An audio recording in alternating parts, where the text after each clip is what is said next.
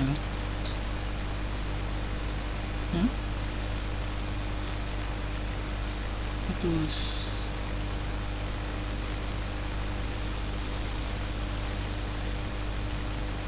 Putus.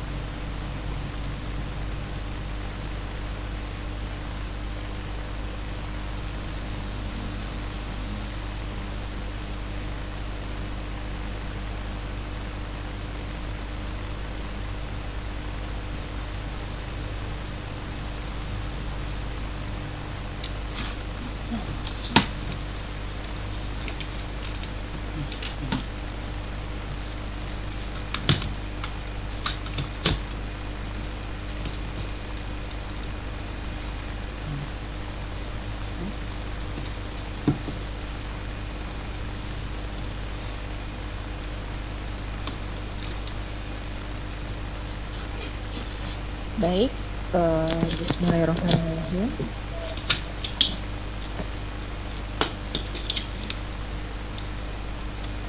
Assalamualaikum warahmatullahi wabarakatuh. Terima kasih teman-teman hari ini telah bergabung dalam kegiatan pelatihan uji sertifikasi SDM vokasional untuk Politeknik Negeri Banjarmasin bidang jasa konstruksi secara daring di Provinsi Kalimantan Selatan. Dan kami ucapkan selamat datang kepada narasumber kita pada hari ini,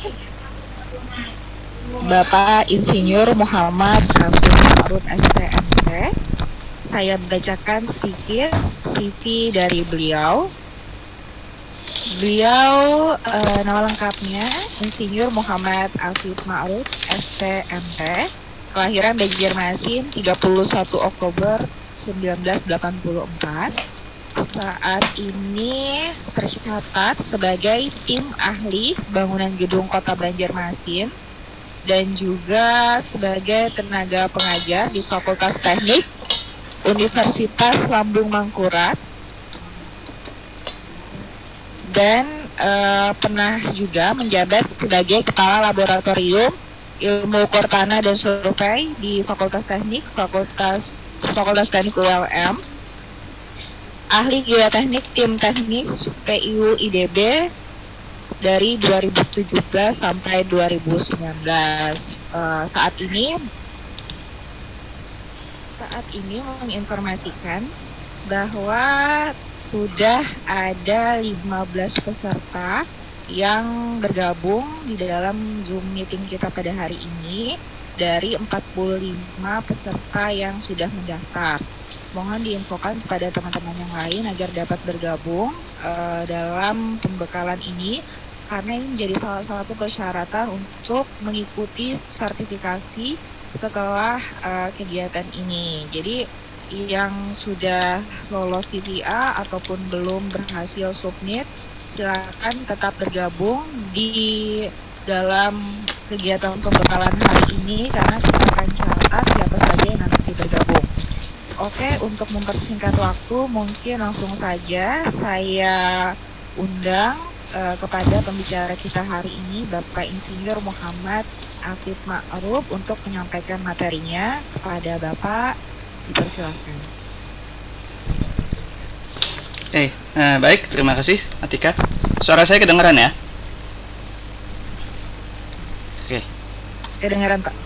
Oke, yang lain selamat datang pada adik-adik dari Politeknik Negeri Banjarmasin. Sebentar saya coba share screen dulu ya. Oh ya, Mbak Atika tolong saya dikasih host buat share screen.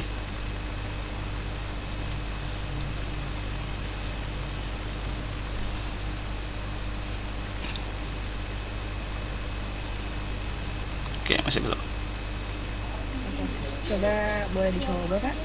Oh ya, sudah bisa. Oke, baik.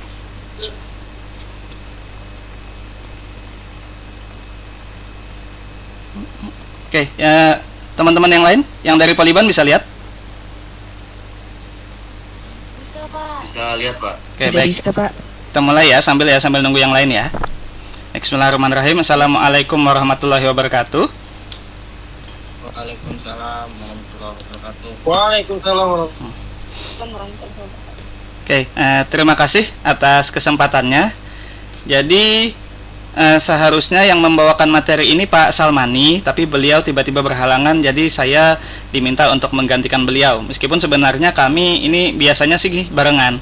Jadi kalau tahun-tahun sebelumnya pembekalan ini biasanya yang menyampaikan itu Pak Sofwat, Ibu Ucu, saya, Pak Salmani, terus Ibu Retna. Jadi tim gabungan dari Poliban sama teknik ULM biasanya.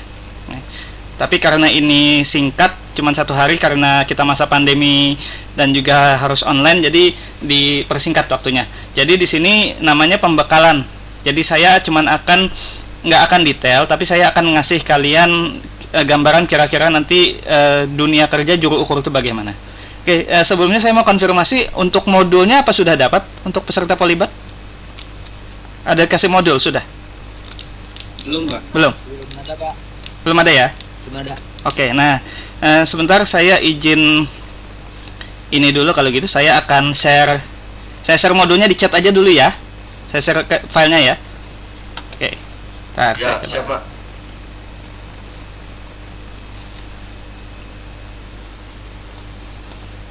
termasuk materi saya hari ini langsung saya kasih di chat juga. Jadi kalian kalau pas itu bisa sambil baca-baca.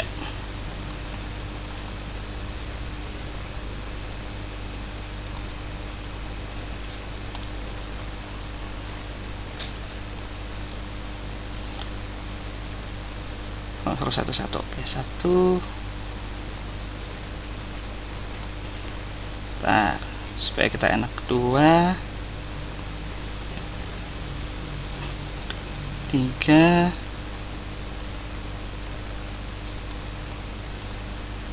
tulisan 3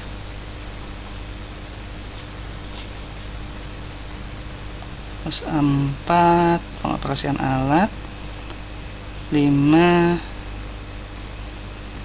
pemetaan situasi, 6 pengukuran stake out, 7 evaluasi, 8 pelaporan, terus yang terakhir PDF. Oke, nah itu di chat itu sudah ada 8 modul. Sorry, yang modul pertama resign dulu. Ada 8 modul termasuk materi saya dalam bentuk PDF sudah saya kasih. Tunggu sebentar yang satunya. Jadi biasanya ada 8 modul ini, kalau yang dulu-dulu itu 4 hari. Jadi 2 hari SMK 3 itu Pak Sofwat, terus alat Ibu Ucu, saya biasa bagian evaluasi dan pelaporan, terus ada lagi ini sama Pak Salmani. Nah, sekarang karena digabung jadi satu, jadi mungkin saya singkat-singkat aja, tapi modul tuh saya kasih jadi kalian bisa lihat itu. Termasuk rumus-rumus IUT ada di situ semua, ya. Oke, sekarang kita lanjut. Oke, ini tadi CV saya sudah dibacakan oleh Ibu Atika, terima kasih. Nah, kenapa saya tergabung menjadi instruktur pelatihan juru ukur ini? Karena saya pernah kalep IUT di tahun 2013 sampai 2016. Nah, jadi saya ada pengalaman lah untuk ilmu ukur ini. Tapi sebenarnya kalau kompetensi saya ahli geoteknik. Di hati saya Madya, terus di PII saya Madya juga. Oke. Terus pelatihannya pernah pelatihan GIS juga dan lain-lain. Total Station pernah belajar tapi nggak paham-paham sampai sekarang. Nah, ini dulu waktu kami masih di lab. Oke, ini jadwal kita hari ini seharusnya ya. Kalau on time tadi jadwal kita seharusnya sampai jam 4 nanti sore ada pertama K3, kemudian komunikasi, persiapan pengukuran, evaluasi, pengoperasian, pemetaan, stake out, dan monitoring. Tapi insya Allah sempat kok ini. Oke. Saya masuk ke materi pertama dulu. Nah, pertama kita bicara keselamatan, kesehatan kerja dan lingkungan. Ini modul pertama yang saya kasih tadi. Ini covernya saya taruh. Ini modul tahun 2018. Jadi pertama 2011 diperbaharui 2018, ini belum lanjut lagi. Nah, sekarang kita bicara dulu apa itu K3. Nah, ini biasanya Pak Sofwat ahlinya nih. Pak Sofwat kenal kan ya? Pak Sofwat Hadi. Soalnya kalian kenal sih? Kenal, Pak. Kenal kan ya? Kenal. Nah. Kenal, Pak. Hah? Ada yang nggak kenal? Ahlinya Kenal, Pak. Pak.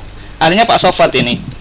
Oke, sekarang kita kenalan dulu apa itu K3L. Ada yang bilang K3L, ada yang bilang K3LH, ada yang bilang SMK3. Nah, sebenarnya kalau ada LH itu ya belakangnya lingkungannya jadi lingkungan hidup. Jadi K3LH adalah program kesehatan, keselamatan kerja dan lingkungan hidup suatu instansi atau perusahaan yang memiliki banyak kesehatan kerja atau karyawan. Nah, K3LH juga dapat diartikan sebagai upaya untuk melindungi karyawan atau tenaga kerja agar selalu dalam keadaan sehat dan selamat selama bekerja di tempat kerja. Nah, keselamatan ini juga tidak hanya tempat kerjanya saja, tapi proses produk dapat secara aman dalam memproduksinya sehingga tidak membahayakan kesehatan para pekerja.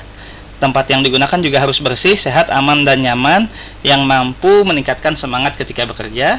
Sedangkan secara keilmuan, K3LH adalah ilmu pengetahuan dan penerapan dalam upaya mencegah kecelakaan ketika sedang bekerja. Juga didefinisikan sebagai bidang yang berhubungan dengan keselamatan, kesehatan, dan kesejahteraan seseorang yang bekerja pada sebuah proyek instansi. Jadi K3 ini sekarang ada SKA-nya sendiri. Jadi ada SKA, ada sertifikasi ahli K3. Itu nanti biasanya kalau kalian kerja di konstruksi itu kadang-kadang perlu itunya. Oke. Nah, tujuan umumnya setelah mempelajari modul 1 ini diharapkan kalian mampu menerapkan prosedur standar SMK3 terkait dengan pekerjaan juru ukur. Adapun tujuannya adalah pertama diharapkan nanti kalian mampu mengidentifikasi bahaya dan risiko di lokasi kerja. Kemudian bisa menyiapkan peralatan dan perlengkapan K3L menggunakan APD dan APK secara sesuai standar dan memeriksa atau memelihara perlengkapan sesuai dengan SOP. Nanti kalau ada yang mau ditanyakan saya langsung dipotong aja ya, silahkan, nggak apa-apa, daripada nanti lupa. Oke. Jadi ini K3 ini, jadi sebenarnya kayak kalian kan praktikum IUT kan sudah kemana-mana kan. Kadang-kadang kan kalian praktikum di jalan, di tengah jalan kan ya. Saya lihat sering di jalan mulai dari Adiaksa sampai ke sini tuh banyak gitu. Nah, itu kan karena kerja di tempat umum kalian harus memperhatikan standar keselamatan kalian. Nah, itu termasuk bagian dari K3. Jadi gimana caranya yang ngukur selamat, tapi kegiatan pengukuran itu juga tidak mengganggu kegiatan masyarakat yang lain. Nah, pertama, supaya yang ngukur selamat, kita harus tahu kira-kira risiko dan bahaya yang mungkin terjadi itu apa. Nah, supaya kalian bisa mengidentifikasi bahaya dan risiko di lokasi kerja itu, maka pertama kalian harus mengamati situasi lingkungan kerja untuk memperoleh gambaran yang sebenarnya di lapangan. Kemudian harus bisa mengidentifikasi, menilai dan mencatat sumber bahaya sesuai prosedur yang berlaku. Harus bisa memprediksi risiko bahaya yang mungkin terjadi berdasarkan situasi lingkungan dan sumber bahaya yang ada. Dan terakhir adalah menyiapkan langkah-langkah penanggulangan bahaya dan risiko yang mungkin terjadi.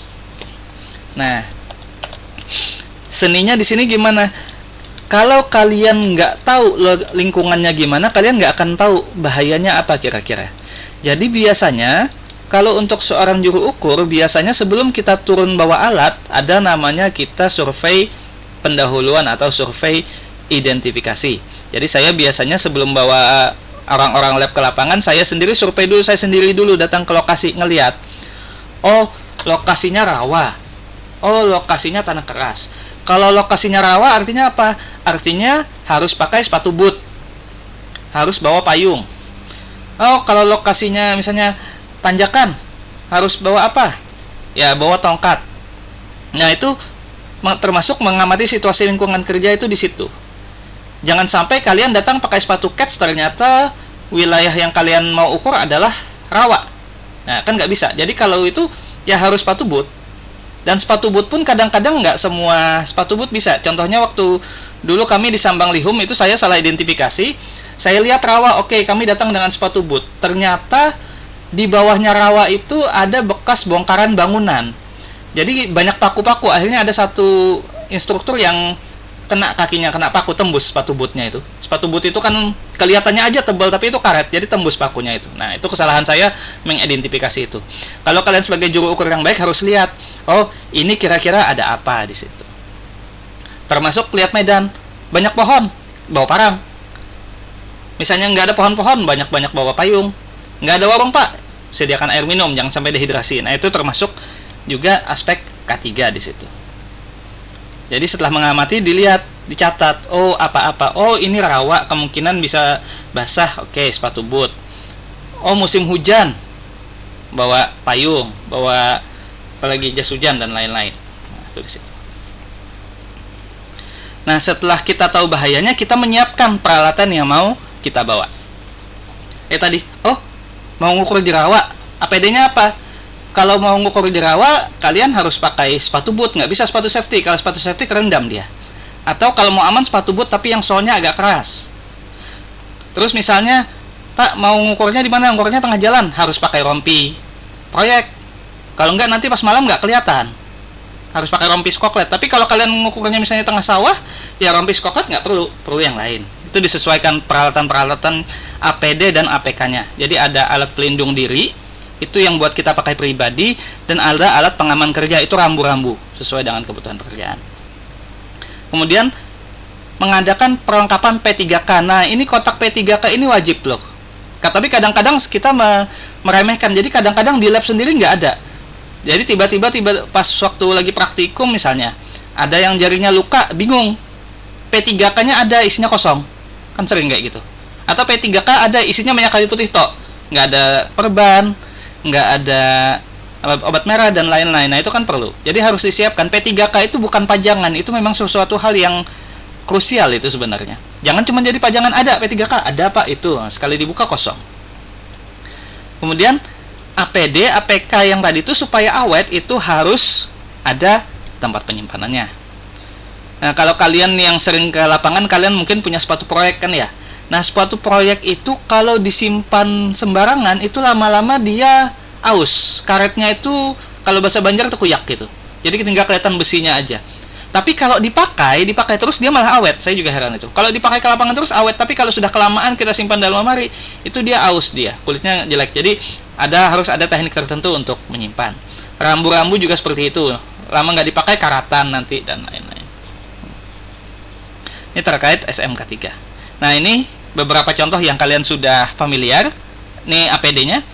Pertama, topi proyek. Nah, topi proyek kalau benar-benar mau sesuai dengan standar engineering, itu warna itu ada kode. Putih itu untuk engineer, kuning untuk tukang, merah itu khusus personel K3, merah. Jadi supaya kelihatan, kalau jauh-jauh kelihatan, oh orangnya di situ. Nah, itu perlu.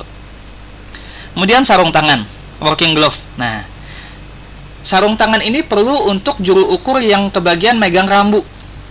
Tapi kalau yang megang alat nggak bisa pakai sarung tangan, susah mencet-mencetnya. Jadi sarung tangan itu untuk yang megang rambu kesana kemari itu oke, sarung tangan. Tapi untuk yang megang alat biasanya ya supaya jarinya bisa main tombol yang kecil-kecil kan nggak pakai itu. Kemudian sepatu boot ya disesuaikan dengan kondisi. Nah, kalau bekerja di lokasi yang bising mungkin kita perlu ini, earphone supaya nggak rusak gendang telinga. Ini positioning belt ini kalau misalnya kita mau ngukur di lereng yang lain-lain yang kadang-kadang kita perlu pengaman tambahan. Contohnya kalau kalian ngukur lereng jembatan misalnya perlu turun ke bawah. Nah, itu di situ. Masker, nah sekarang kan wajib masker. Ini rompi perlu juga, dan ini tadi K3. Jangan P3K-nya kosong, harus ada isinya juga. Ini tadi APD yang kita pakai pribadi. Ada lagi APK. Nah, APK ini adalah rambu. Biasanya rambu-rambu yang kita gunakan, pertama rambu yang dipasang di lokasi yang dekat dengan sumber listrik. Dipasang rambu awas bahaya tersengat listrik dengan simbol petir. Ini harus hati-hati. Sudah sering kejadian kan, lagi ngukur tiba-tiba kesambar petir atau kesengat listrik, itu harus hati-hati.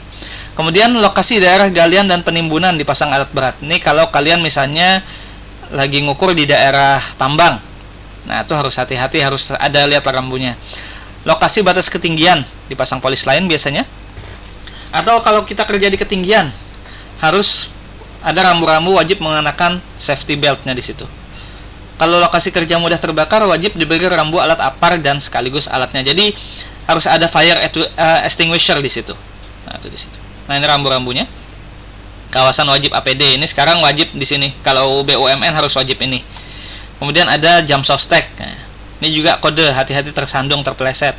No smoking, no firing. No, ini jangan menyalakan genset di sini dan jangan berjalan sini. Kalau yang biru-biru ini rambu APD yang wajib digunakan, wajib helm, wajib goggle. Nah, ini harness, glove, earphone, headset, terus ini apa namanya, boot, face shield dan lain-lain. Nah, ini hati-hati yang di sini yang segitiga ini. Kalau ada ini artinya kalian harus hati-hati kalau ada pergerakan alat berat di situ. Ini bahaya kebakaran dan lain-lain. Saya yakin kalian sudah sering ketemu rambu-rambu ini, jadi seharusnya sudah familiar ya. Nah, kemudian kita sudah tahu bahayanya, oke. Alat APD-nya sudah punya. Nah, sekarang harus bisa makai. Makainya gimana? Nah, jangan oke, ini bahayanya sudah tahu, ini APD yang diperlukan sudah siap. Datang ke lapangan APD-nya nggak dipakai, ya sia-sia aja. Jadi harus dipakai ininya. Nah, sekarang cara menggunakannya yang sesuai standar gimana? Nah, sekarang pengetahuan dan keterampilan yang diperlukan dalam menggunakan APD sesuai standar K3. Pertama, sebelum dipakai, dicek dulu APD-nya. Sepatu boot, sepatu safety-nya sebelum dipakai dilihat dulu. Karetnya masih bagus nggak? Bolong nggak? Beberapa kali kejadian, asal pakai sepatu safety, tiba-tiba jatuh. Kenapa? Karetnya lepas terkait. Nah, itu bahaya itu. Kemudian harus mempelajari cara memakai APD dan APK. Ini mungkin kalau kayak helm, sepatu kan nggak perlu, tapi kayak pakai seat harness tuh kalian harus belajar dulu gimana bikin simpulnya. Nah, kemudian menggunakan APD dan APK dengan benar, dan merawat dan menyimpan APD dan APK dengan benar. Kenapa? Karena mahal, sayang kalau rusak. Kayak sepatu safety itu kan sekarang mungkin 250 sampai 350 ribu satunya. Helm proyek yang bagus di atas 100 ribu. Itu kan ya mungkin kecil, tapi kalau terus-menerus itu jadi suatu pemborosan jadinya. Nah, ini terkait dengan bahaya dan APD yang harus digunakan. Pertama, yang paling utama yang harus kita lindungi itu mata. Mata ini sudah yang paling utama sudah. Kalau mata kena, yang lain selesai. Jadi yang paling pertama harus kita lindungi pertama mata. Mata dilindungi terhadap apa? Percikan bahan kimia. Nah, ini harus hati-hati. Percikan bahan kimia. Loh Pak, juru ukur apa urusannya dengan bahan kimia? Iya, kita nggak pakai bahan kimia, tapi di sekeliling kita kan kadang-kadang pakai. Misalnya kita lagi ngukur di daerah tambang, debu batu bara itu bahaya itu, harus hati-hati. Kemudian proyektil, kalian ngukur di daerah tambang tiba-tiba ada pecahan batu dari mesin kan bahaya juga, gas uap dan radiasi itu. Jadi meskipun kita nggak bersentuhan langsung, tapi lingkungan sekitar kita kan sebagai juru ukur kadang-kadang ada bahaya itu. Jadi itu harus hati-hati. Nah, melindungi mata pakai apa? Safety spectacles, yang face shield, bisa face shield, goggles atau visor. Tapi terus terang dari semua ini yang paling nggak mengganggu aktivitas itu biasanya kita pakai goggle las itu yang paling nggak mengganggu, bukan goggle yang full face ya, tapi goggle yang las. Face shield itu kadang-kadang malah mengganggu ininya. Kenapa? Kadang goggle kita harus, kalau face shield itu kan kalau kelamaan berembun tuh nggak enak, dan kita lagi pakai glove susah membersihkannya. Jadi biasa paling enak goggle. Nah, kepala, ya ini harus hati-hati. Pakai helm, kejatuhan benda, benturan, rambut tertarik mesin ini bahaya sudah. Pakai helm. Sistem pernapasan, nah, bahayanya terhadap debu, gas, uap, fume, kekurangan oksigen. Nah, ini perlu respirator atau alat bantu pernapasan. Kemudian melindungi badan bisa pakai rompi atau jaket. Overall bisa pakai coverall, pakaian anti panas atau air. Tapi terus terang kalau kami sendiri nggak pernah sih ngukur pakai coverall. Biasanya kita pakai baju kerja yang sudah ada skokletnya kan, tangan panjang itu sudah cukup. Yang penting kan tangan terlindungi, ujungnya kan pakai glove, udah selesai. Nah, tangan hati-hati terhadap bahaya panas, terpotong, bahan kimia sangat listrik, sarung tangan, kaki juga sama, kita pakai safety. Kecuali kalau kalian kerja di rawa, maka harus pakai boot di situ. Nah, kalau sudah tahu bahayanya, alat APD APK-nya punya, makainya bisa, maka setelah selesai dipakai, kita harus bisa merawat lagi. Nah, kalau nggak gitu nanti sekali pakai rusak beli, sekali pakai rusak beli. Nah, itu kan nggak enak gitunya. Jadi pertama, untuk merawat maka kita harus tahu kelengkapannya apa aja, jangan sampai hilang. Nah, ini saya jangan APD. Saya pernah kasus waktu bawa Total Station ke tambang, bawa prisma, pulang-pulang tutup prismanya hilang. Nah, susah ini sudah. Tutup prismanya hilang, akhirnya kegores, prismanya nggak bisa. Lumayan loh, harga prisma kan 4,5 juta satunya. Nah, itu sudah, itu loss, itu kelalaian yang luar biasa itu. Kalau APD ya sama, misalnya kalian pakai seat harness, tapi habis selesai dipakai talinya kurang, atau misalnya karabinernya hilang, nah itu nggak bisa dipakai lagi seat harnessnya. Meskipun ada seat harnessnya, tapi karabinernya nggak ada, kan nggak bisa. Jadi harus hati-hati, kalau makai ya kembalikan dengan lengkap dan dirawat. Kemudian membersihkan, sebelum dimasukkan di lemari dibersihkan dulu. Kemudian dicatat. Dicatat ini terutama kalau kita pakai yang inventaris, misalnya inventaris kampus, inventaris perusahaan. Nah, kalau punya sendiri sih ya terserah kalian mau diapakan. Kalau APD punya sendiri. Kemudian melakukan kerjasama dengan pihak-pihak yang terkait dengan pekerjaan pengukuran dalam hal lingkungan. Nah, ini dilihat lingkungannya gimana. Oke, untuk materi K3 sudah selesai. Sebelum kita lanjut, ada yang mau ditanyakan?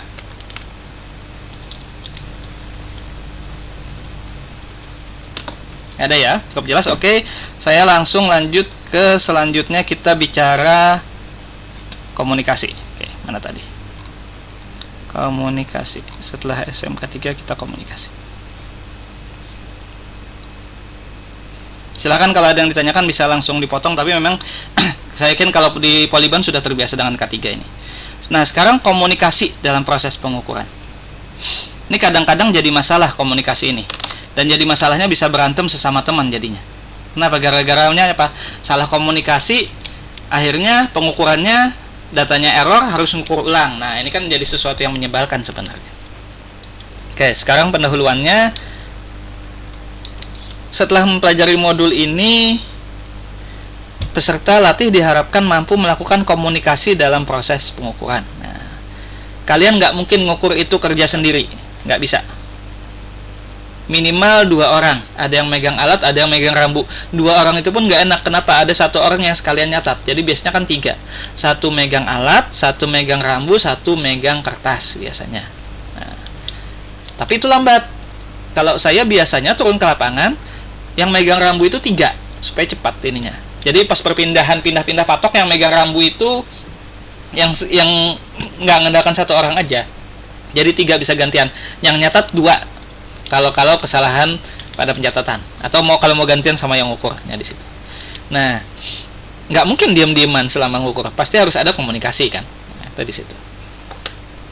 Jadi setelah mempelajari modul ini, peserta latih diharapkan mampu melakukan komunikasi dalam proses pengukuran. Adapun tujuannya, pertama mengenali sistem komunikasi dalam pengukuran, menyiapkan peralatan komunikasi dalam pengukuran, dan menggunakan peralatan komunikasi dalam pengukuran. Pertama, mengenali sistem komunikasi. Kalau sekarang mungkin ada WA, kita sudah bisa, lebih enak mungkin misalnya pakai WA. Kenapa, Pak? Contohnya, kalian ngukur sifat datar atau teodolit. Sifat datar atau teodolit itu jangkauannya maksimum 50 meter. Kalau alatnya masih baru, full 50 meter. Kalau kalian sudah berjarak 50 meter antara yang megang rambu sama yang lihat alat ini, itu teriak-teriakan nggak kedengeran. Jadi harus ada alat komunikasinya di situ. Kalau dulu supaya hemat kita pakai HT, walkie-talkie, kan gitu. Misalnya apa? Geser kiri, ya. Kan harus lurus, kan harus centering alatnya. Rambunya taruh kiri, geser kanan, dan lain-lain. Kalau mau pakai HP silahkan. WA gratis, oke. Tapi kalau pas nggak ada sinyal, paling enak pakai HT kita. Kalau nggak bisa juga, ya pakai kode atau apa, kan. Nah, itu sistem komunikasi dalam pengukuran. Itu harus disepakati dulu antara yang megang alat sama yang megang rambu supaya nggak berantem nantinya. Salah-salah ini sudah kerja panas-panasan, kena omelan bisa ngamuk gitu. Kemudian peralatan komunikasinya tadi, sekarang mungkin yang paling enak HP. Tapi kalau misalnya mau hemat ya HT, takutnya kayak di daerah tambang nggak ada sinyal ya HT, handi talkie yang kita pakai. Dan sudah punya alatnya harus tahu bagaimana menggunakannya. Oke, punya HT tapi nggak bisa setting frekuensi ya sama aja. Ya tetap aja mending pakai HP kan di situ. Disesuaikan sama yang alat yang kalian punya dan ya kesepakatan bersama. Nah, sekarang sistem komunikasi dalam pengukuran tadi, pertama harus kita identifikasi dulu sistem yang akan dipakai, kemudian kita pilih dan melakukan tindakan pencegahan kecelakaan kerja sesuai dengan prosedur K3 yang berlaku. Apa Pak kecelakaan kerja kalau masalah komunikasi? Kecapean, oke pakai HP kesana kemari, kecapean duduk di warung, HP-nya dicolong maling, bisa. Nah, itu sering kejadian, hati-hati. Atau HT-nya jatuh. Masih mending kalau HT yang jatuh. HP-nya kecemplung misalnya. Nah, itu kan bisa juga. Itu kecelakaan kerja termasuk itu. Jadi hati-hati. Pakai HP. Oke. Tapi pada saat nggak dipakai HP-nya taruh mana ya? Bawa tas, masukkan ke tas. Kalau di kantong-kantong, kalau pas kalian masuk rawa lupa ada HP di kantong, berenang HP-nya. Ya sih kalau HP-nya tahan air kan nggak apa-apa. Nah, jadi pertama mengidentifikasi dulu, kemudian memilih sistemnya. Mau pakai HT, mau pakai HP, atau mau pakai kode, silahkan. Atau disepakati langsung, nggak pakai kode-kodean. Pokoknya kamu harus di sini posisinya. Pakai isyarat, oke bisa juga. Nah, setelah memilih, kemudian menyiapkan peralatannya. Nah, ini penting. Sebelum ke lapangan, semua alat harus kalian cek. Dalam hal komunikasi, pertama sepakati apa? Pakai HP, oke. Sebelum ke lapangan, pastikan HP-nya full charge dulu. Jangan kalian nyari colokan nanti di tengah hutan. Nggak bisa itu. Atau mau pakai HT, oke. HT-nya harus full charge, terus bawa baterai cadangan. Nah, kan di situ. Itu wajib itu. Jadi kalau kalian mau turun ke lapangan, kira-kira yang kalian perlu siapkan juga. Jangan habis online semalaman terus tiba-tiba turun ke lapangan dengan kondisi baterai mau habis, itu sia-sia itu. Kemudian memastikan kelayakan peralatan bisa digunakan dengan baik sesuai dengan manual dan SOP. Kemudian menetapkan peralatan komunikasi dalam pengukuran untuk didistribusikan kepada kelompok kerja sesuai dengan SOP yang berlaku. Misalnya kayak kami punya HT itu 10, yang baik itu cuma 4. Jadi disepakati yang megang HT yang 4 ini siapa? Oke, tim leader 1. Terus yang megang alat 1. Yang megang rambu mungkin 1. Nah, yang megang rambu misalnya yang megang rambu ada 3, 1 yang megang. Yang satunya di mana? Kan di situ. Disepakati di situ. Supaya dibagi dulu. Jangan kalian bagi pas ke lapangan, itu susah nanti. Jadi sebelum turun ke lapangan dibagi dulu. Yang megang siapa? Kemudian bagaimana menggunakannya? Nah, setelah tadi kita periksa dia bisa oke, kemudian ya diutak-atik dulu. Jangan kalian baru belajar pas turun ke lapangan. Jadi pas mau berangkat itu belajar dulu. Oh, nyetingnya tuh kayak gini dan lain-lain. Kemudian setelah selesai melakukan penanganan pasca penggunaan. Jadi setelah selesai ya dipelihara, dimasukkan lagi. Itu di situ. Ya, ini tergantung alatnya juga sih. Kalau kayak HP kan sudah bisa. Kalau kayak HT itu cabut baterainya, bersihkan antenanya, dilap, masuk lemari dan lain-lain kan di situ. Jangan sampai ya kita sih kayak nggak pengen habis turun ke lapangan alat itu rusak, itu nggak pengen itu. Itu kan nggak enak sama sekali itu di situ. Nah. Oke. Ada yang mau ditanyakan mengenai komunikasi?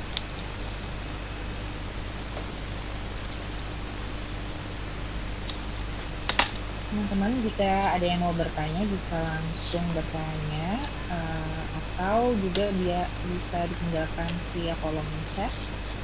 Oh iya bisa. Kalau nggak mau tanya langsung bisa di chat langsung, nggak apa-apa. Tapi memang K3 ini sama komunikasi ini relatif pendek sih materinya, dan saya yakin nggak ada kesulitan. Oke. Baik, kita lanjut ya. Kita sudah bisa, alhamdulillah sudah terkejar jadwalnya. Oke. Sekarang kita ke persiapan pengukuran. Nah, ini yang sudah mulai agak ribet di persiapan pengukuran ini. Oke, tujuannya persiapan pengukuran. Setelah mempelajari modul ini, peserta latih diharapkan mampu melakukan persiapan pengukuran terkait dengan pekerjaan juru ukur. Adapun tujuannya, pertama adalah melakukan peninjauan, diharapkan memiliki kemampuan untuk melakukan peninjauan awal atau orientasi lapangan, menyiapkan jadwal harian dan mingguan berdasarkan jadwal induk, dan menyiapkan peralatan pengukuran dan alat bantu. Nah, oke, tadi saya sudah cerita kalau biasanya sebelum turun ke lapangan kita survei pendahuluan dulu atau survei orientasi dulu. Nah, ini penting. Kenapa? Jadi kalian bisa menentukan alat ukur apa yang akan kalian bawa dan alat safety apa yang harus dipakai itu dengan melakukan survei awal atau survei orientasi lapangan ini. Kalau kalian tidak melakukan survei orientasi lapangan, itu bisa berbahaya. Contohnya, misalnya ada penawaran, Pak, saya tolong ukurkan lahan. Oke, kalian bilang baik, kami sanggupi. Alatnya bawa apa? Di request total station. Ternyata setelah sampai ke lapangan waktu bawa total station, lahan yang dimaksud itu banyak pohonnya. Nah, kalau total station dengan daerah yang banyak pohon terlindung, itu istilahnya lebih gampang kalau kalian mengukurnya pakai teodolit. Total station kalau sudah banyak penghalang, itu dia nggak efektif lagi. Nah, jadi harus dilihat dulu.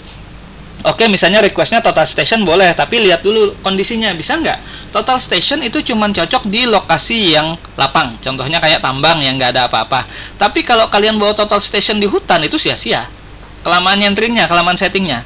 Kalau ke hutan, kalian paling pas bawa teodolit, itu lebih cepat. Nah, itu salah satu gunanya kalian melakukan survei pendahuluan itu di situ. Itu terkait alat. Yang kedua terkait APD tadi, APD yang akan digunakan. Contohnya itu tadi kayak saya. Oke, ngukur ke Sambang Lihum, saya lihat dulu daerahnya apa. Oh, rawa. Oke. Kita jangan pakai sepatu safety. Kita bawa sepatu boot di situ. Terus banyak pohon. Oke, bawa parang.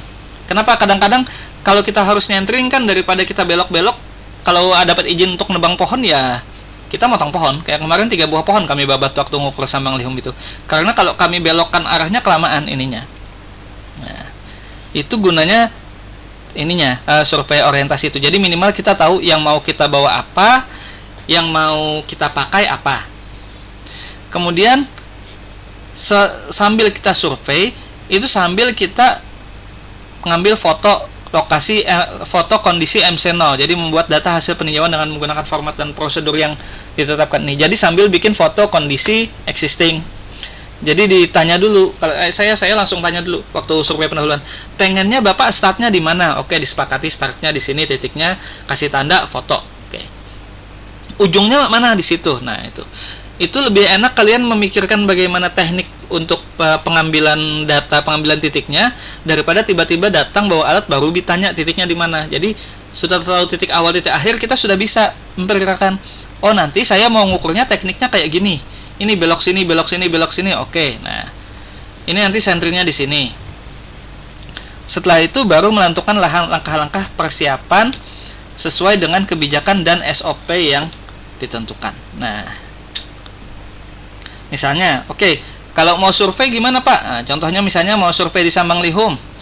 Setelah survei pendahuluan tanya dulu izinnya gimana. Kalau mau bawa alat, oh harus izin satpam. Oke, karena personelnya banyak harus izin ke rumah sakit. Oke, nggak apa-apa.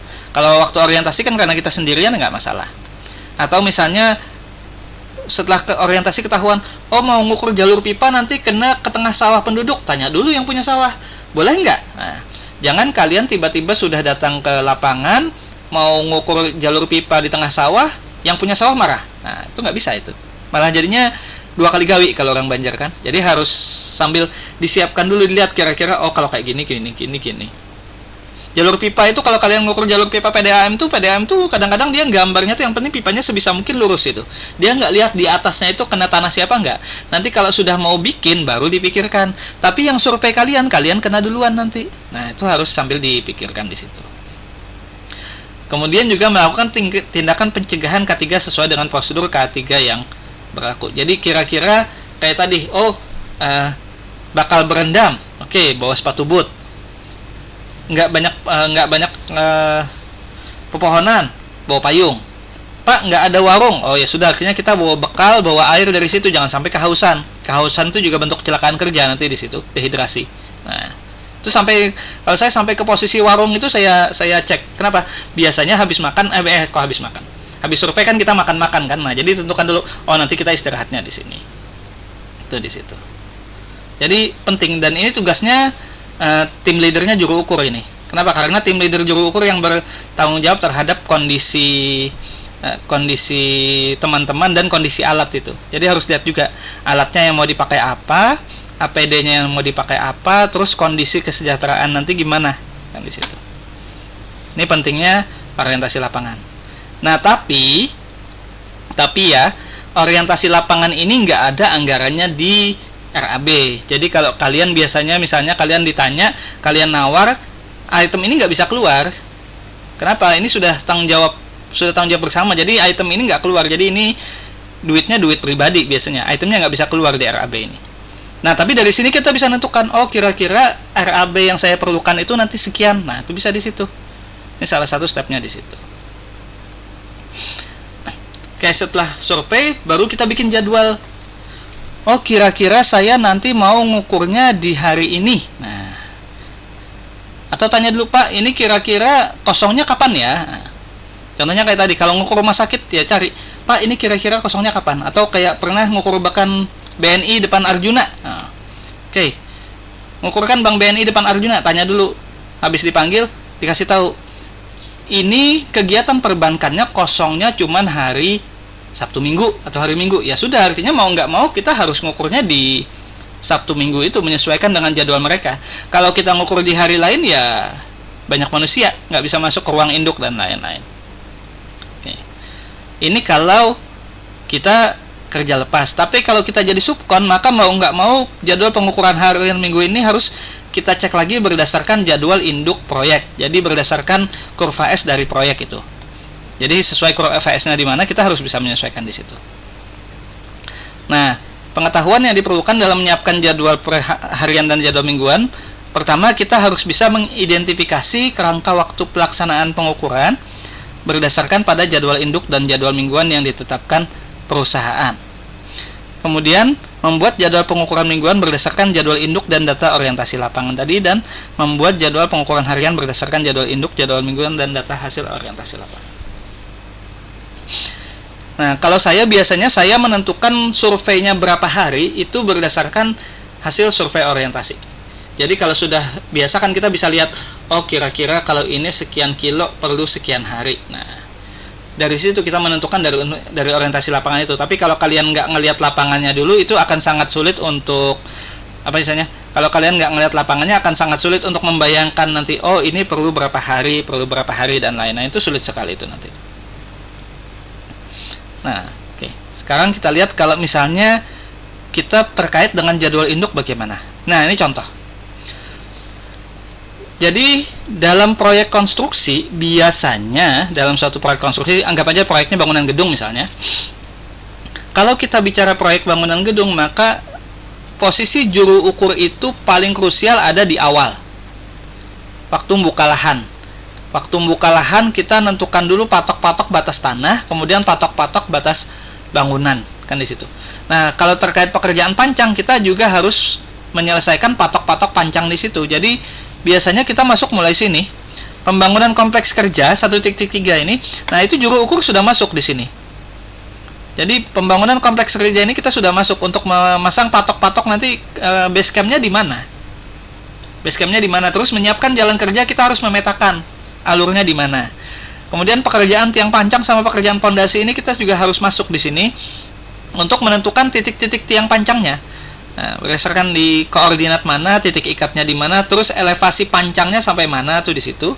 Pekerjaan pondasi juga jadi sampai nanti elevasi lantai di mana. Nah, kalau di jadwal induk itu kan kalau kurva S itu kan biasanya bulanan.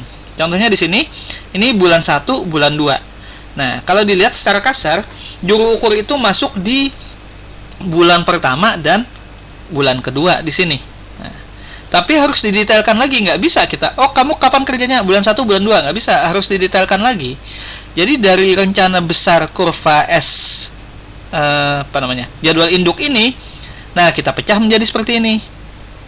Jadi dari bulan 1, bulan 2 ini kita pecah menjadi minggu 1 sampai minggu 6. Jadi kapan masuknya? Nah, oke, untuk pekerjaan persiapan kan jadwalnya di minggu pertama. Kita sudah masuk di sini.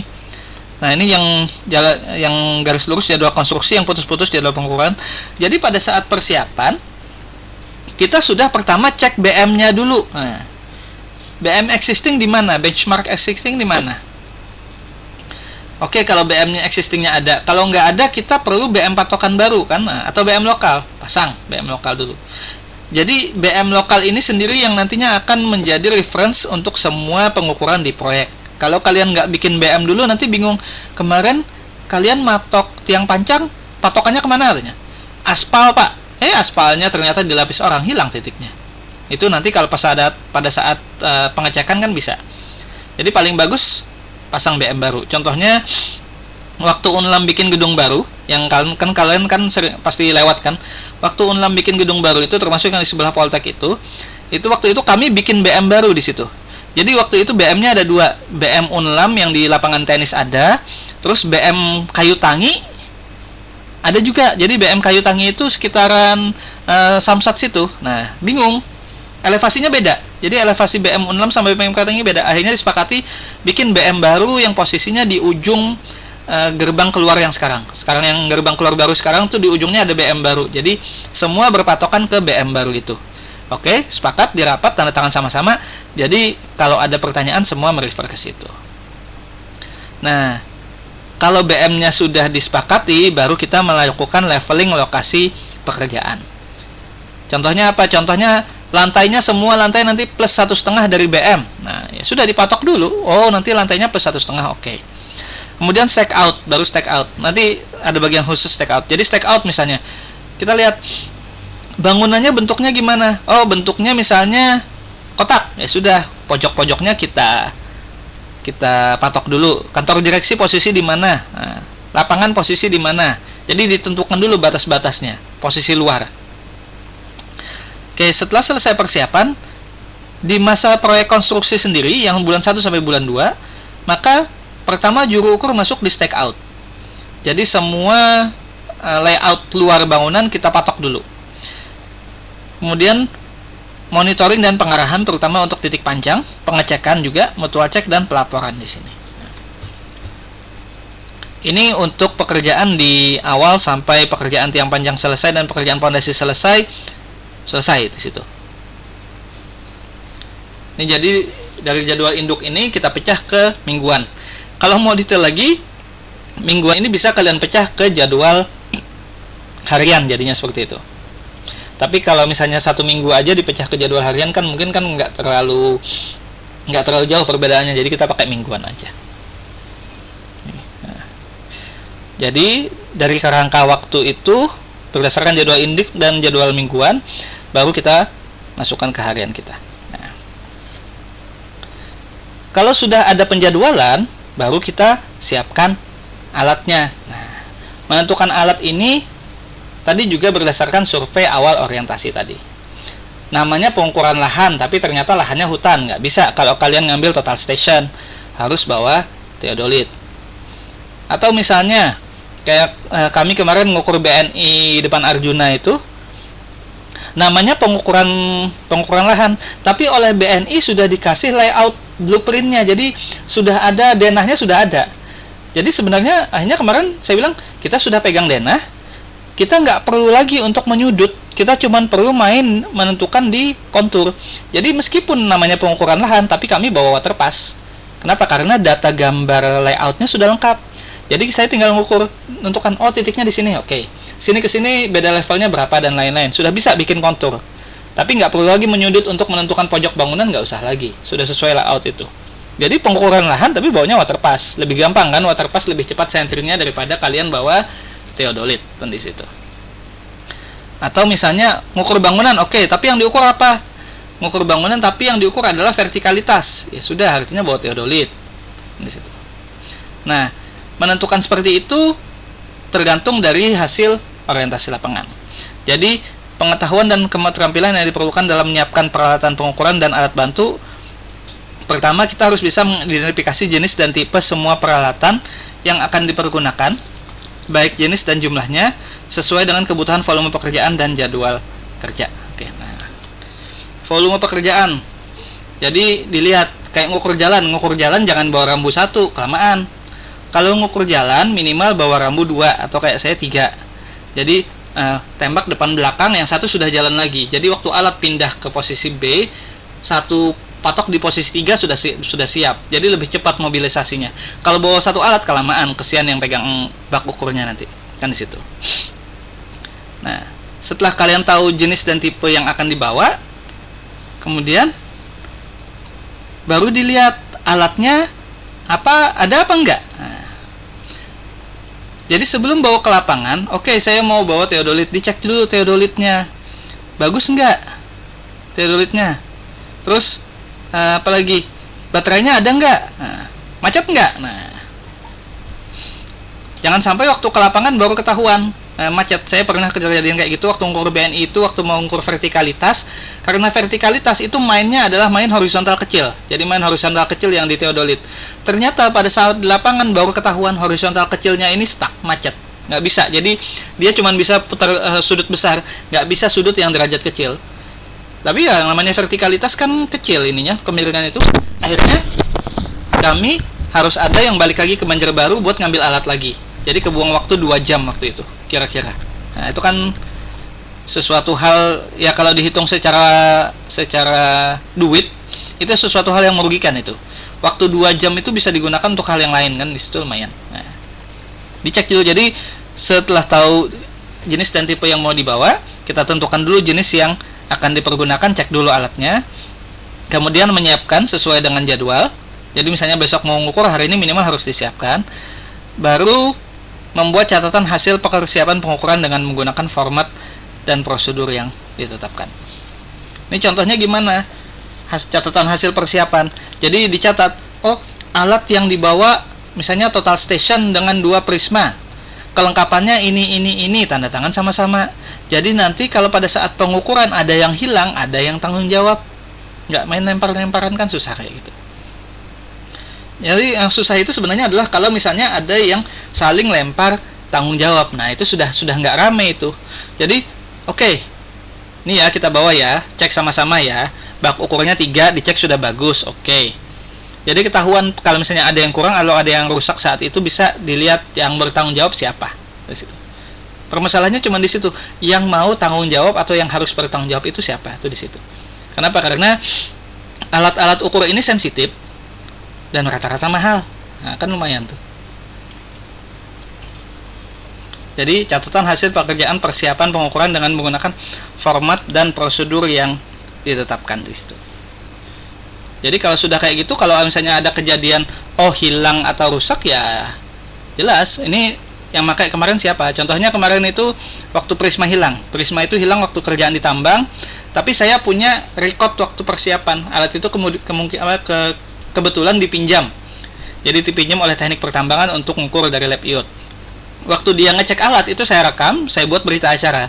Jadi waktu dia datang tanpa itu langsung saya klaim ini tutupnya mana, mau nggak mau dia harus ganti. Karena kelalaian ada di pihak pemakai alat saat itu.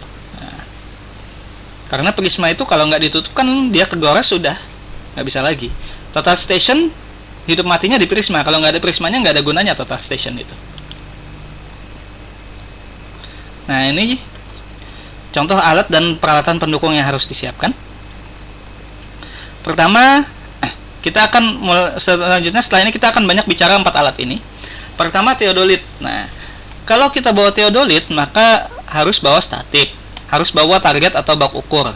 Harus bawa target ya, rambu ukur sama sih, dan nivo sama, harus bawa unting-unting. Nah, kalau nggak ada unting-unting, kalian nggak tahu nanti centeringnya posisi alat di mana kan. Nggak bawa rambu ukur, lah ngapain kalian ngukur jadinya? Mau nembak apa, nembak pohon kan nggak bisa juga. Statif juga sama. Kalau nanti kan teodolitnya mau duduk di mana? Pak, nggak ada statif, pakai tangga, pakai meja, oke silahkan. Nggak terlalu ini, tapi ya nanti ditanya mejanya center nggak? Nah, kan susah tuhnya. Kemudian harus bawa patok, cat, paku, palu. Nah, ini kadang-kadang kita kelupaan. Cat ini biasanya minimal ya kita bawa pilok lah kali ini ya. Kemudian nah ini payung. Payung ini sering saya agak gemes. Bawa payung, yang dipayungi itu alat bukan orang ya. Sekali lagi, payung yang dipayungi itu alat. Teodolit itu nivonya kalau kepanasan pecah, bahaya. Jadi payung di sini itu untuk memayungi teodolit. Kalau mau payung orang ya tambah payungnya. Jangan pakai payung yang punya teodolit. Terus bawa meteran. Nah, meteran penting. Kenapa? Karena kalian waktu itu kan mengukur bisa pakai jarak optis, tapi kan nggak saat itu juga bisa ketemu, harus ditabelkan dulu kan. Jadi kita mengukur jarak antar patok itu kita pakai meteran. ATK iya, kalian mau nyatetnya pakai apa? Kalau total station mungkin bisa langsung record, tapi kalau kayak teodolit kan harus ada catat manual. Dan total station pun kalau bisa ya catat manual. Nah, alat komunikasi ini tadi bisa HT, bisa HP dan lain-lain.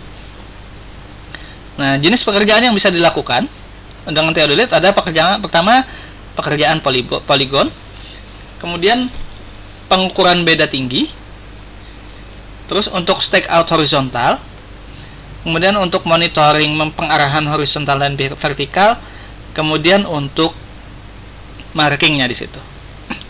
Oke. Kemudian temannya teodolit yaitu water pass. Nah, water pass peralatan pendukungnya apa? Sama, harus bawa statif. Nanti buat water pass duduk di mana? Rambu ukur ya juga.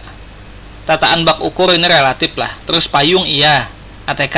Nah, water pass karena dia cuma bawa berdasarkan horizontal, jadi meteran juga sebenarnya perlu tapi nggak terlalu dipentingkan di sini. Makanya yang muncul ini adalah yang teodolit. Water pass adalah untuk pengukuran beda tinggi ketinggian dan untuk stake out vertikal dan marking di sini. Jadi kalau stake outnya horizontal kita harus bawa teodolit karena sudutnya kan sudut horizontalnya keluar di sini.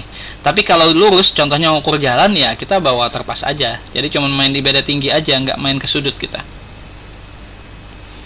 Kemudian ada EDM, Electric Distance Meter, atau kalau sekarang Infrared Distance Meter kan sudah banyak. Saya yakin kalian sudah tahu itu. Jadi yang meteran yang inframerah itu.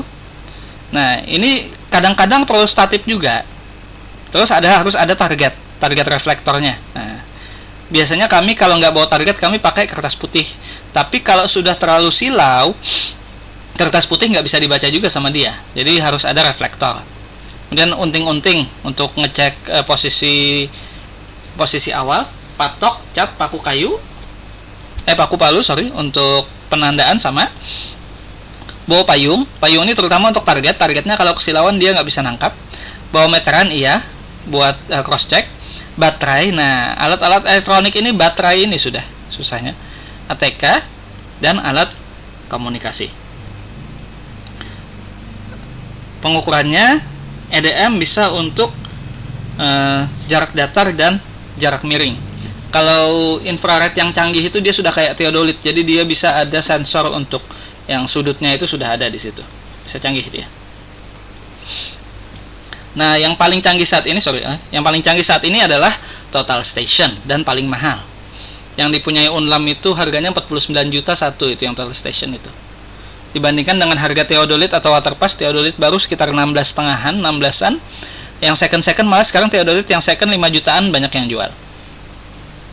Oke, kalau bawa total station, maka pertama bawa statif, harus bawa target, harus bawa reflektor atau prisma tadi, harus ada unting-unting, kemudian harus bawa patok, cat, paku sama palu, harus bawa payung, baterai. Nah, karena total station mengandalkan digital, jadi harus bawa baterai, meteran, ATK dan alat komunikasi.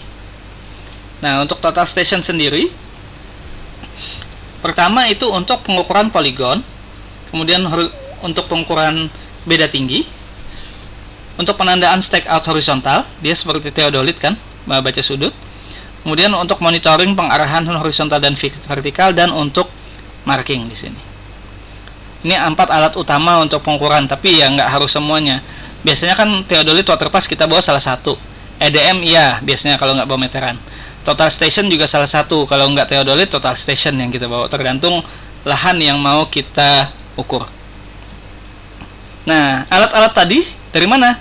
Bisa punya sendiri, bisa nyewa, bisa beli. Nah, ya tergantung kalian.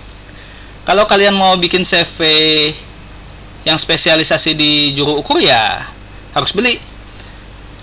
Atau misalnya sudah punya, kayak di lab sudah punya, ya sudah pakai sendiri. Tapi kalau enggak ya bisa nyewa. Nah, seperti itu. Kadang-kadang kalau misalnya alat lab kepakai untuk pengukuran, ya saya nyewa teodolit itu. Banyak di Banjarmasin yang penyewaan. Kan antar lab juga bisa di sininya. Kalau beli, kecuali memang punya niat untuk investasi. Kenapa? Karena kalau beli itu nggak cukup sekali proyek, belum kasarnya belum balik modal. Contohnya kayak Total Station tuh 49 juta. Proyek-proyek pengukuran ini paling sekali proyek 12 sampai 15 juta. Itu kan artinya beberapa kali proyek itu baru balik modal, dan itu pun belum ada keuntungan, masih dipakai di situ. Nah, jadi ini ya sesuaikan dengan keinginan dan kemampuan kalian sendiri.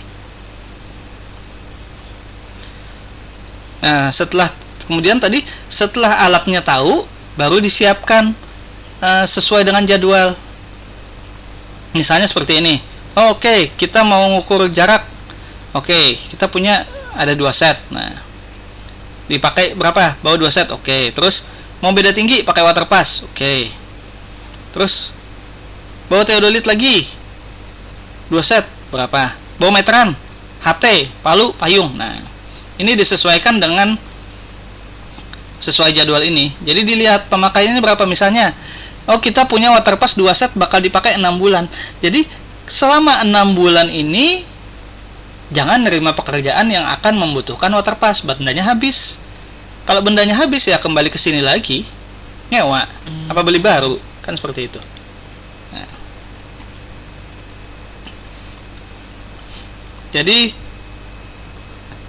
ini untuk yang 6 bulan itu. Nah, gunanya apa? Ngelihat ketersediaan alat. Jangan sampai kita nerima kerjaan yang alatnya itu nggak ada.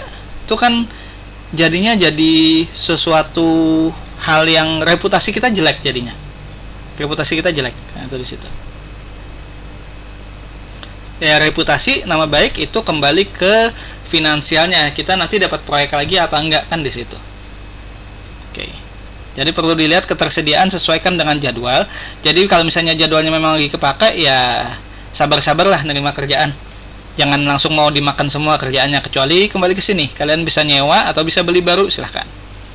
Tapi itu pun lihat lagi, manusianya ada apa enggak. Alatnya ada, manusianya habis, ya nggak bisa juga kan? Kan di situ. Oke. Untuk persiapan pengukuran, ada yang mau ditanyakan?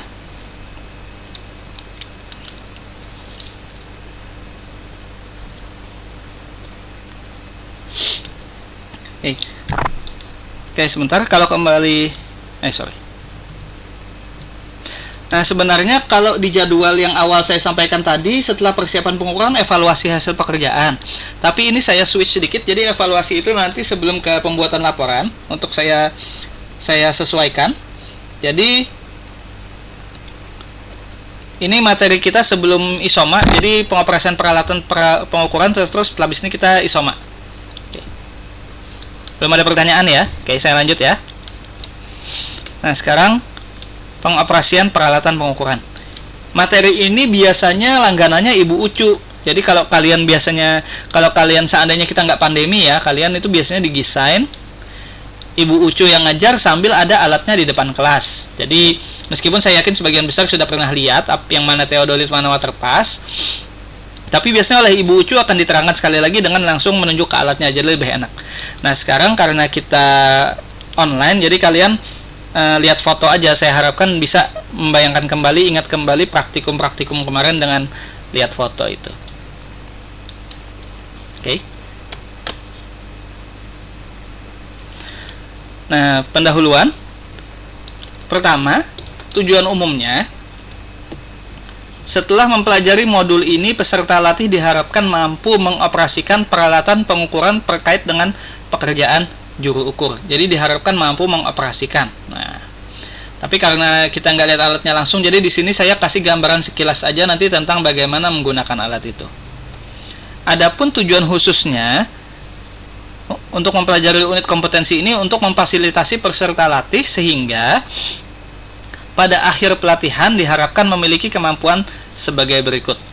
Yang pertama, mampu mengidentifikasi peralatan pengukuran yang akan dipergunakan sesuai jenis pekerjaannya. Nah, ini penting. Jadi jangan kalian mau ngukur, misalnya ngukur lahan bawa water pass, nah, nggak dapat sudutnya. Atau tadi mau ngukur lahan yang banyak pohon bawa total station, nggak bisa juga. Atau misalnya mau ngukur komplek perumahan bawa total station, nggak bisa. Bukan nggak bisa sih, sulit, kebanyakan sudutnya. Jadi total station itu enak kalau dia sesuatu yang lost, jadi prisma itu bisa jalan terus saja. Tapi kalau banyak sudutnya, banyak terhalang, prisma itu nggak efektif lagi. Kalian mending bawa theodolit. Nah, harus tahu dulu. Jadi ada ada kelebihan kekurangan alat masing-masing. Kemudian mengenali seluruh bagian peralatan dan masing-masing fungsinya. Nanti kita lihat sekilas. Kemudian memvalidasi semua peralatan pengukuran untuk kelayakan peralatan yang akan digunakan. Kemudian bisa melakukan koreksi peralatan pengukuran dari kesalahan saat validasi peralatan pengukuran. Bisa melaporkan, bukan melakukan ya, melaporkan kalibrasi peralatan pengukuran ke atasan terkait. Karena kalibrasi itu kan harus badan yang ditunjuk, kita nggak bisa. Paling kalau mau kita ngecek pribadi, tapi itu nggak ada sertifikat kalibrasinya, jadi nggak bisa kita sebut kalibrasi. Dan terakhir adalah diharapkan mampu melakukan perawatan peralatan pengukuran dan kelengkapannya. Jadi harus tahu dulu bagaimana mengukurnya. Jadi pertama kita mengidentifikasi peralatan yang akan dipergunakan nantinya sesuai dengan kondisi lahan yang diminta. Kemudian kita tahu bagian-bagian peralatannya. Kemudian bisa memvalidasi hasilnya itu bahwa dia masih layak untuk kita bawa ke lapangan. Kemudian seandainya ada koreksi yang diperlukan, maka kita harus tahu koreksinya itu koreksi apa. Lalu bisa kita laporkan hasil kalibrasinya dan melakukan perawatan peralatan tersebut. Nah, jadi juru ukur itu nggak melulu masalah turun ke lapangan, merawat juga harus bisa, itu penting. Contohnya theodolit kalau lama nggak kalian gunakan, meskipun itu di dalam lemari, itu bisa jamuran lensanya. Kalau lensanya jamuran, benang atas tengah bawah itu nggak kelihatan. Jadi kalau sudah biasa jamuran itu kita bersihkan sendiri, bongkar sebentar, lensanya bersihkan, pasang lagi. Nah, itu di situ. Atau bagaimana misalnya baterainya gimana merawatnya, juga seperti itu. Nah, pertama kita harus bisa mengidentifikasi kebutuhan peralatan dan perangkat pendukung. Nah, pengetahuan dan keterampilan yang diperlukan dalam melakukan identifikasi peralatan pengukuran yang akan dipergunakan sesuai jenis pekerjaan. Pertama, kita harus, untuk bisa mengidentifikasi kebutuhan peralatan, kita harus bisa mengidentifikasi rencana kegiatan dan jadwal pengukurannya gimana. Jadi tahu, oh pada saat minggu ini saya perlu 4 theodolit. Oh pada saat ini nggak ada kegiatan, theodolitnya bisa saya bersihkan. Itu di situ. Jadi mengidentifikasi rencana kegiatan dan jadwal pengukuran sebagai bahan untuk menentukan kebutuhan peralatan dan perangkat pendukung lainnya. Kemudian nomor 2, mengidentifikasi kebutuhan peralatan dan perangkat pendukung untuk pekerjaan pengukuran sesuai dengan kebutuhan pekerjaan di lapangan. Nah, ini juga sama. Jadi, oke, saya mau mengukur jalan. Apa yang saya perlukan? Water pass. Pendukungnya apa? Saya perlu rambu sama meteran. Itu harus ada. Cek dulu meterannya atau rambunya. Nah, ini berapa kali kejadian? Oke, bawa rambu ukur. Sampai di lapangan rambunya nggak bisa dibuka, lengket. Lengket kenapa? Bekas kerendam, bekas kena hujan, karatan, lengket jadinya. Ya nggak bisa. Jadi mau membuka sampai 3 meter itu nggak bisa. Apa gunanya?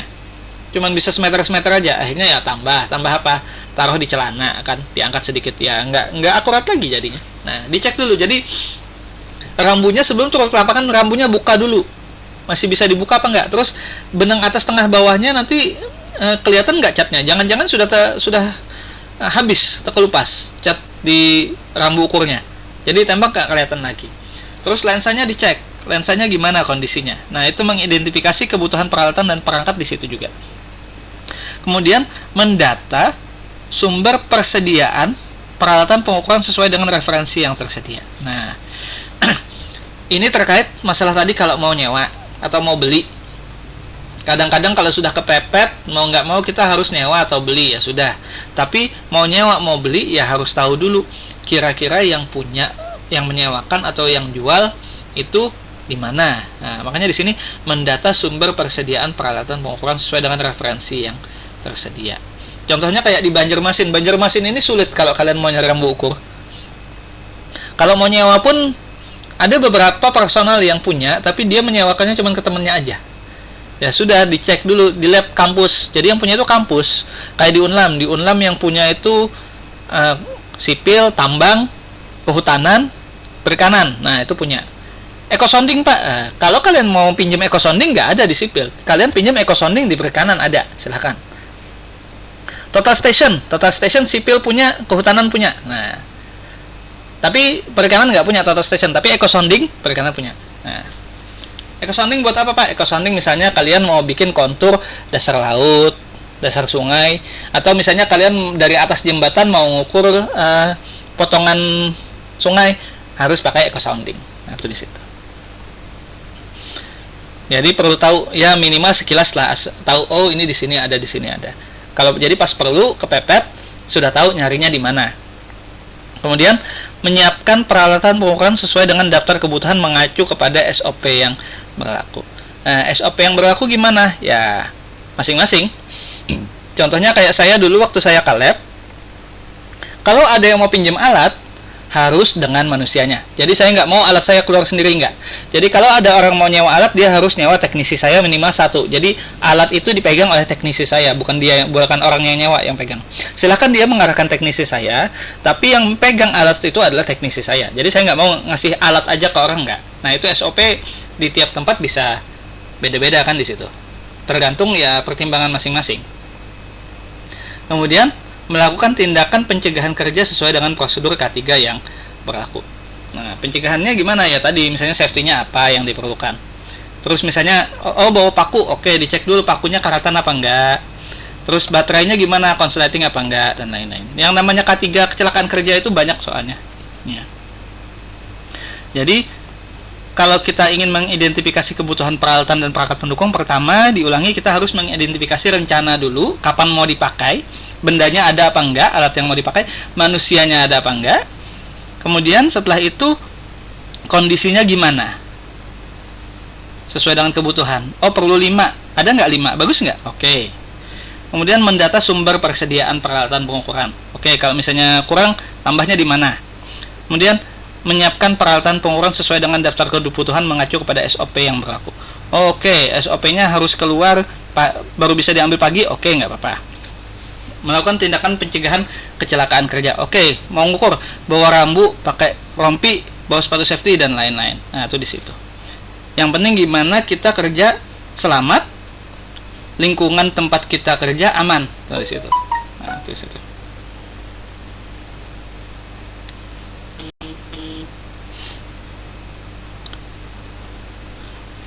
Nah, ini contohnya tadi. Peralatan pekerjaan pengukuran. Mengulang kembali, jadi kayak teodolit, peralatan pendukungnya statif, target, rambu ukur, unting-unting, patok, cat palu, payung, alat komunikasi meteran ATK. Pengukuran ini untuk teodolit untuk pengukuran poligon, beda tinggi, stake out horizontal, monitoring horizontal vertikal, dan marking. Waterpass statif, rambu ukur yang diperlukan pendukungnya tata bak ukur, payung, gunanya untuk pengukuran beda tinggi, stake out vertikal, sama marking. EDM harus bawa statif, harus bawa target, ada reflektornya juga, ada unting-unting, harus bawa patok, cat, paku, sama palu. Nah, cat ini kadang-kadang lupa, jadi ya kalau kami ya sambil jalan sambil singgah toko bangunan beli pilok, biasanya kan kayak gitu. Ya paling enak pilok, jadi kita mau nyemprot di mana juga enak. Payung, alat komunikasi, meteran, baterai, ATK. Gunanya untuk pengukuran jarak datar dan pengukuran jarak miring. Total station, nah perlu statif, target, reflektor. Nah, jadi kalau bawa total station dicek dulu prismanya bagus apa enggak, jalan apa enggak, dia bisa reflektornya main apa enggak.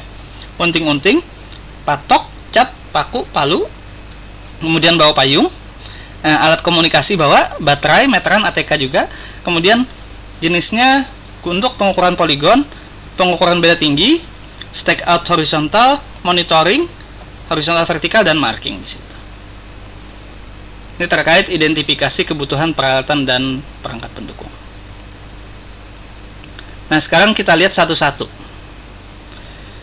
Kalau di Ibu Ucu biasanya ya ini langsung dilihatkan di depan, terus kalian ya bisa lihatlah dia mengoperasikannya gimana. Sekarang kita lihat fotonya aja dulu. Jadi fungsi setiap alat ukur teodolit.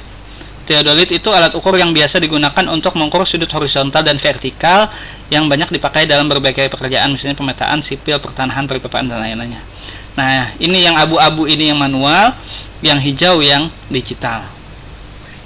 Tinggal kalian punya yang mana nanti untuk dibawa ke lapangan.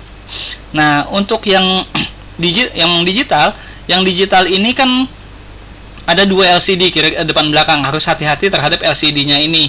Jangan kepanasan, jangan kehujanan. Nah, jadi yang dipayungi itu ini, bukan manusianya. Alatnya yang dipayungi. Terus kadang-kadang kita harus nambah kompas tembak di atas sini kan juga. Nah, oke, bawa kompas. Nivonya harus dilihat, baterainya juga harus dilihat. Setelah selesai pakai teodolit, baterainya dilepas. Jangan masuk lemari, baterainya tetap dibiarin kayak gini. Bisa kelamaan baterainya drop. Jadi baterainya dilepas waktu masuk situ. Nah, kalau yang manual juga ini knopnya ini yang harus hati-hati. Jadi memang teodolit itu sebenarnya dia kan bisa muter-muter. Free. Tapi ada jumlah putaran maksimum sebenarnya. Jadi misalnya kalian putar dia terus ke kanan, akan ada suatu waktu dia diam di situ. Artinya habis sudah. Meskipun sebenarnya katanya kan bisa bebas putar. Jadi kalau muter teodolit itu jangan selalu ke satu arah. Usahakan putarnya seimbang kiri kanannya. Supaya nggak kekunci dia. Kalau dia kelok nanti mentok di situ bisa kekunci ininya, rotor di bawahnya ini. Nah, ini teodolit. Gunanya apa? Ini untuk mengukur sudut horizontal, sudut vertikal. Jadi dia bisa main ke sini, bisa ke sini. Kalian kan praktikum sudah di situ. Teodolit bisa jadi water pass. Water pass nggak bisa jadi teodolit kan di situ. Teodolit jadi water pass tinggal teropongnya kalian kunci 90 derajat udah selesai. Jadi water pass dia. Nah, jadi water pass. Water pass sendiri, water pass atau sifat datar bertujuan untuk menentukan beda tinggi antara titik-titik di permukaan bumi secara teliti yang biasa digunakan untuk pekerjaan pembuatan jalan, jembatan, kanalisasi, dan bangunan gedung. Jadi ya kita pakai water pass kalau kita nggak perlu mengukur sudut arah horizontal. Kita cuma perlu mengukur beda tinggi di jalan misalnya. Jadi kita ngukur jalan, kita ngikuti jalan aja. Jadi biasanya outputnya kalau teodolit kan ada sudut-sudutnya. Kalau water pass outputnya rata aja, cuman beda tinggi aja. Nah, EDM Electronic Distance Measure ini yang model lama masih besar. Kalau sekarang yang dijual di S Hardware itu kan yang handheld banyak itu yang infrared itu.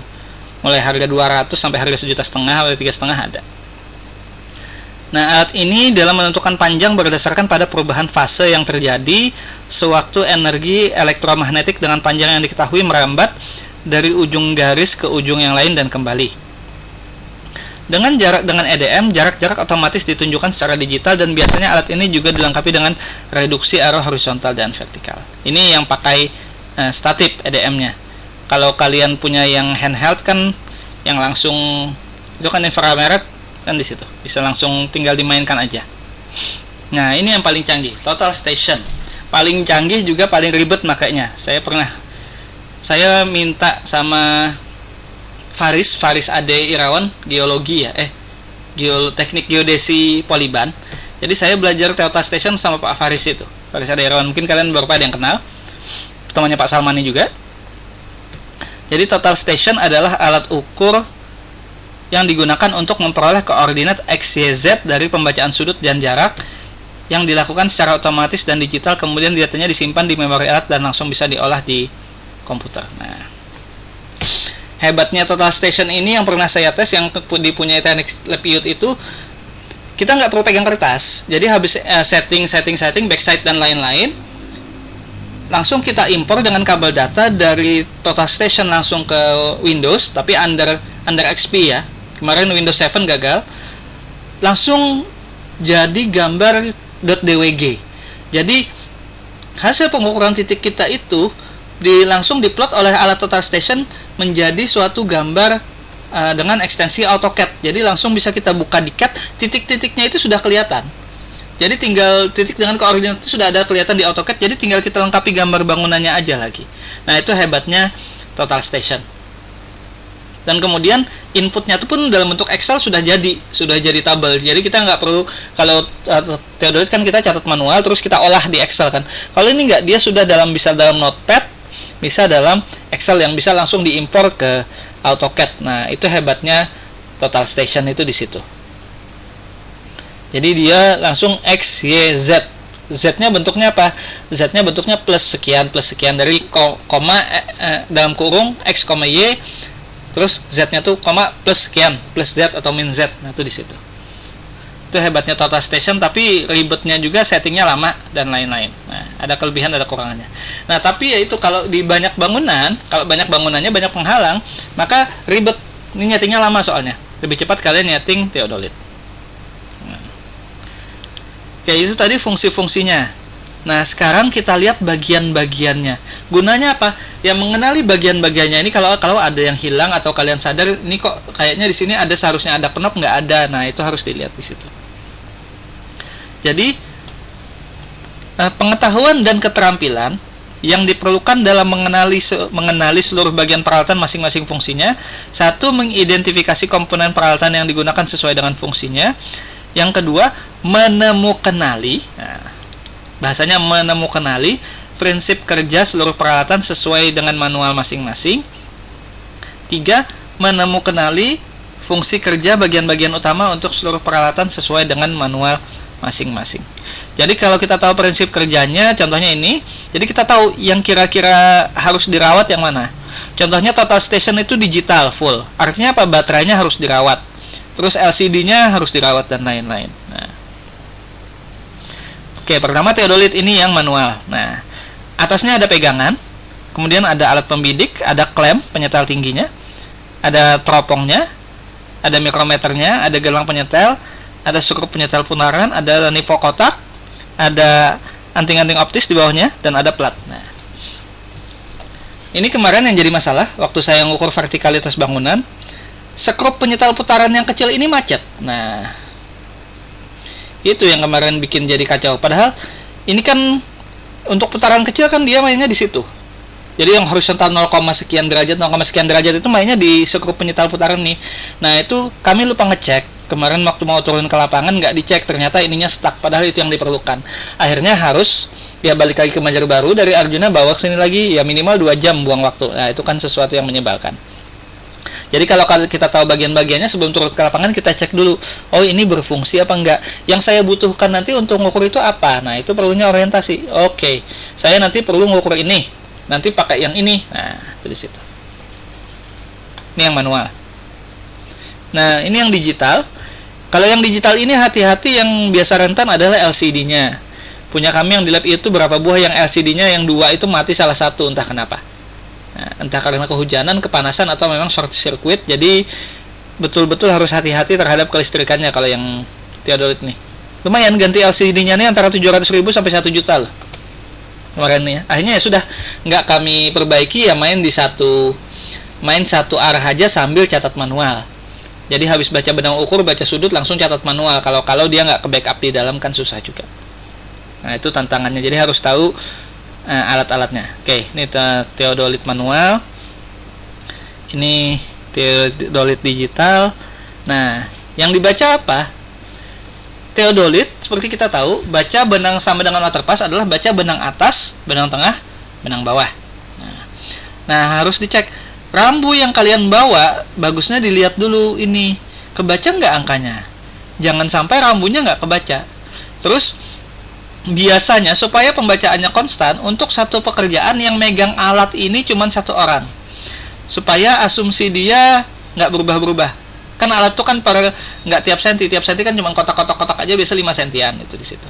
Nah, gunanya Theodolit adalah untuk pengukuran jarak dan beda tinggi, di mana jaraknya adalah sebesar ini, jadi sebesar D jaraknya, dan bisa mengetahui ketinggian ini sebesar delta H di situ dengan menggunakan rumus-rumus matematika. Untuk rumus pengukuran nggak saya bahas karena itu mata kuliah 1 semester ilmu ukur tanah kan ya. Jadi kita merefresh saja untuk pembekalan, kan namanya pembekalan. Jadi merefreshkan, saya lebih banyak cerita ke pengaplikasian di pekerjaan nantinya. Nah, ini contohnya di sini. Jadi harus kelihatan semua benang atas tengah bawahnya. Jangan kalian turun ke lapangan tiba-tiba oke, baknya bagus, lensanya kotor, jamuran. Jadi malah ada jamur yang menghalangi bacaan benang atas tengah bawah, itu kan malah nggak enak. Jadi ya dilihat dulu, dibersihkan, dirawat ininya. Kemudian water pass. Nah, water pass prinsipnya sama dengan teodolit, cuman dia kan nggak main sudut horizontal, dia main sudut vertikal aja. Oke. Nah, water pass yang sering rusak apa? Water pass yang sering rusak adalah ini, teropong di atasnya itu.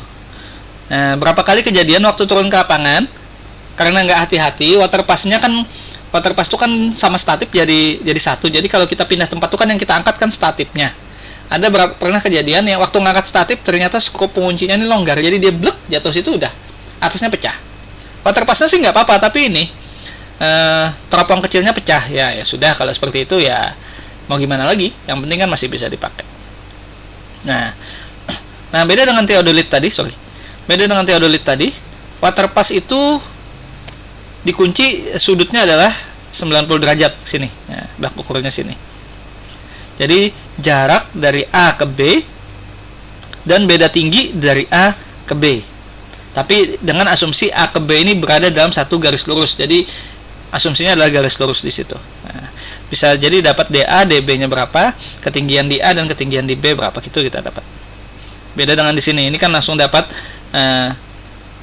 berapa sudutnya juga. Nah, ini juga susah. Kalau misalnya posisi lereng ini lebih tinggi dari water pass ini, ya dia nggak kelihatan. Kalau kayak teodolit tadi kan, kalau lebih tinggi kan masih bisa naik teodolitnya. Nah, itu di situ. Ini kekurangannya water pass di situ. Selanjutnya EDM. Nah, ini yang biasa ada di Ace Hardware dan lain-lain, yang infrared nih kayak gini, yang besar. Jadi kadang-kadang kalau kita ke lapangan kan sudah bawa ini sudah. Ini yang biasa. Nah, ini ada yang detail, ada yang sampai bisa baca sudut dan lain-lain. Nah, kekurangannya alat ini adalah, berapa kali pengalaman saya, kalau kita ngukur di lapangan yang kondisinya silau, mataharinya lagi terang, ini nggak baca targetnya. Jadi sinar inframerahnya nggak kebaca, malah blank jadinya. Jadi nggak ada gunanya malah. Jadi kalau sudah mau ngukur luar ruangan, kalau saya pribadi saya lebih milih meteran, masih lebih milih meteran di situ. Kalau untuk yang luar ruangan ya, kalau dalam ruangan sih ini oke aja, nggak masalah. Tapi kalau luar ruangan pas hujan atau pas lagi terang-terangnya itu ini nggak kelihatan, itu sudah nggak enak sudah itu. Nah. Dan terakhir adalah total station. Nah. Jadi total station ini yang hati-hati justru prismanya yang harus hati-hati, prisma reflektornya itu. Jadi dia kan nggak baca rambu, dia baca prisma kan di situ. Tapi sama, kalau terlalu silau, terlalu terang atau pas hujan, itu lasernya nggak kebaca juga, jadi agak sulit juga. Nah, kalau misalnya teodolit pas hujan masih bisa, rambu sama teodolitnya dipayungi, masih bisa kelihatan. Tapi kalau total station udah, kalau pas hujan selesai sudah. Pas terang sama, agak sulit juga. Nah, itu kekurangannya total station di situ. Dan hati-hati kalau prismanya gores, dia sudah nggak enak lagi sudah bacanya. Sama kayak ini jadinya. Nah, susah. Makanya paling kalian praktikum kan tetap water pass sama teodolit yang diajari, karena memang ini yang sementara yang paling aman lah, paling safe kalau digunakan untuk kondisi-kondisi macam-macam. Nah, prinsip kerjanya total station sendiri seperti ini. Jadi karena dia prinsipnya digital, pertama centering alat dulu, kemudian kita buat file dengan nama job kita di dalam total stationnya. Kemudian kita masukkan parameter informasi titik tempat berdiri alat. Jadi misalnya kita kasih nama apa, kemudian tentukan arah backside azimutnya, atau kalau di teodolit utaranya, kita utarakan dulu backside-nya. Nah, jadi utarakan dulu. Nah, mengutarakan ini kita perlu kompas. Jadi tadi ada beberapa yang di sini, yang tabel ini kan kompas kurang ini. Jadi tetap kalau bisa bawa kompas tembak kan, sorry. Ini lupa, semuanya ini perlu kompas tembak ini untuk mengutarakan di situ.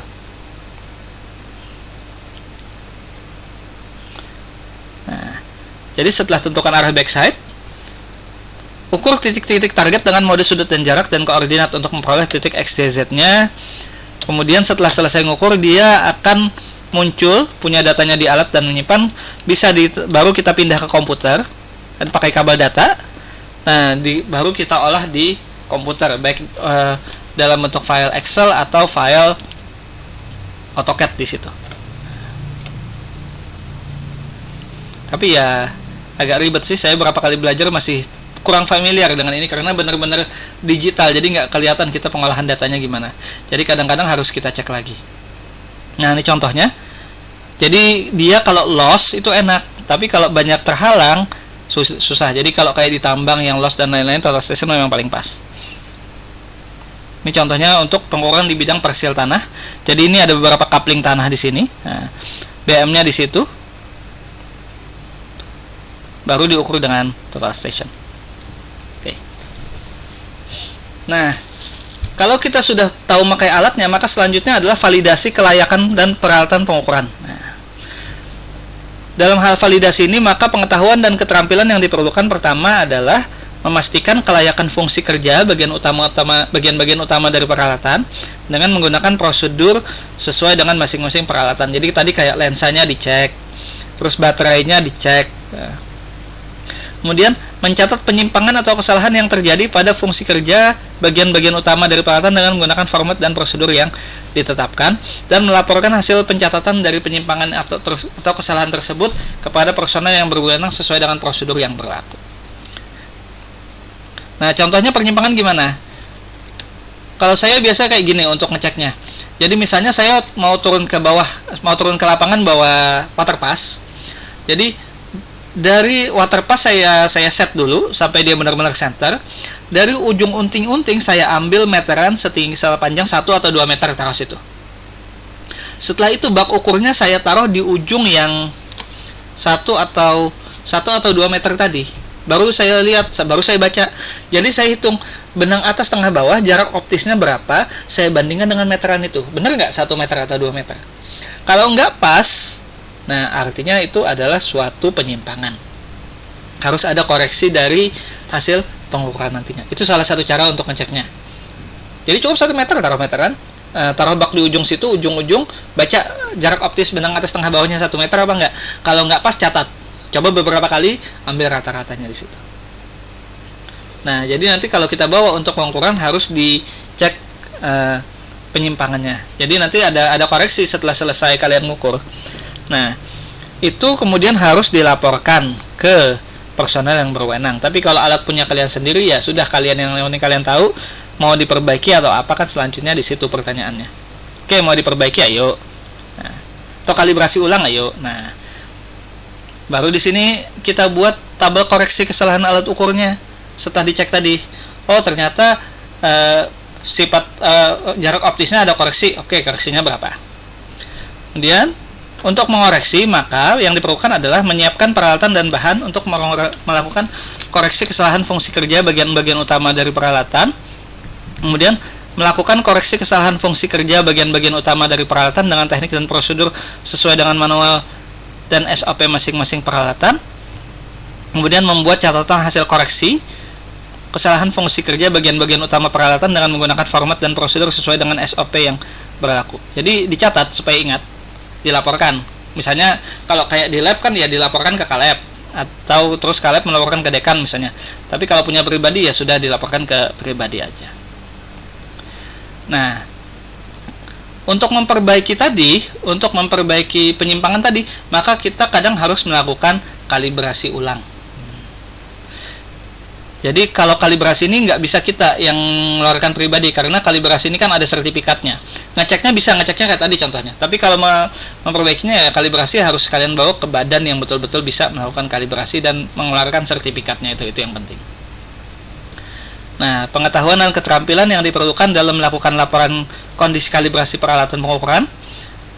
Pertama, menyiapkan data administrasi peralatan pengukuran sesuai dengan kebutuhan berdasarkan SOP untuk kalibrasi peralatan yang berlaku.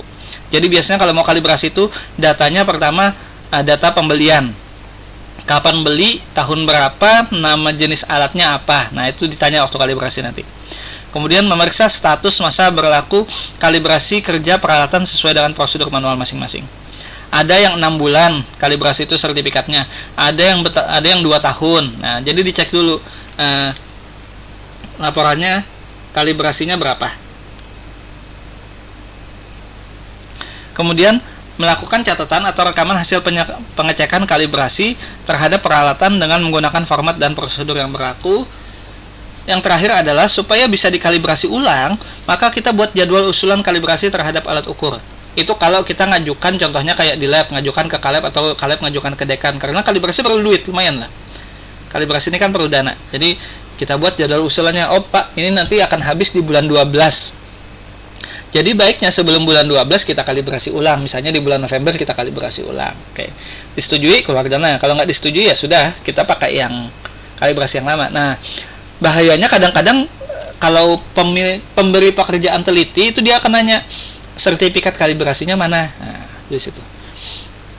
Sama kayak kalau misalnya tenaga ahli misalnya kalian bilang, "Oh, saya yang bikin laporan ini, Pak. Saya tenaga ahli geoteknik." Pasti akan ditanya, "SKA Anda mana?" Nah, jadi SKA untuk tenaga ahli itu sama dengan kalibrasi, sertifikat kalibrasi untuk alat.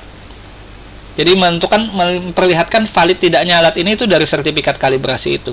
Kalau kalian bilang, "Oh, sudah lama nggak dikalibrasi, Pak." Orang bisa meragukan hasil pengukuran dengan alat kita itu. Bisa dianggap nggak valid jadinya. Itu impact-nya kemana ya? Ke finansial, lama-lama bisa kerjaan-kerjaan nggak datang lagi. Nah, itu kalibrasi itu di situ. Nah, ini contoh tabel laporan kondisi alat. Jadi kalau yang tertib dibuat dulu laporan kondisi alatnya. Terakhir dipakai kapan? Misalnya nih, theodolite merek Wild. Oke, jumlah 1, ketelitian 10 in. Pertama digunakan dipinjam 11 September 2012.